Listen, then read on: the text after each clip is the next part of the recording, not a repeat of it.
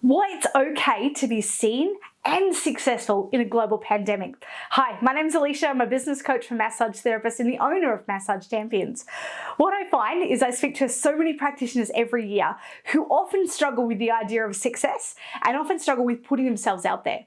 Now, coupled with the global pandemic and depending on where you are in the world, the idea of talking about being successful can be enormously challenging. It's something that it's almost like, well, because everything bad is happening out there and a lot of bad things are happening to other people, then I can't possibly think about putting myself out there or talk about wanting to be successful, let alone even if I am slightly successful, how do I put that out there? What I want to talk about today is why those things are absolute myths and something that we need to move through. One of the joys of being in my position is that I have spoken to literally hundreds of therapists in the time that COVID has been going. What I notice is that some therapists and practitioners are absolutely in fear and scarcity and are really worried, and rightly so. It's really scary out there. And what COVID has done is actually taken a lot of people into survival mode, sometimes quite physically through loss of jobs, and sometimes emotionally and sort of spiritually because there's a lot of lack and uncertainty in our community.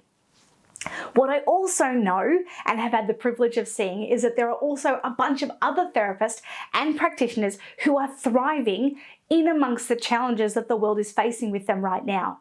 The reason that they're thriving is because they haven't stopped showing up. They've actually allowed themselves to be successful as they can be, and they're actually giving themselves permission to be successful, even though there's a lot of chaos and craziness going on. And in fact, what they're doing is actually working through the challenges that they're facing and doing it in the most beautifully authentic way. I don't know any practitioner that's thriving right now that hasn't had their fair share of road bumps. But what I do know is that they have given themselves permission to be okay with whatever happens. They've learned to navigate the uncomfortability of uncertainty, and they're showing up authentically for themselves, their families, and their clients. And when we do that, when we harness the power of massage and treatment and modalities and practitioners, the stuff that we do, the practices that we do, and we get that out there, it's okay to still be seen, even if there's a lot of chaos.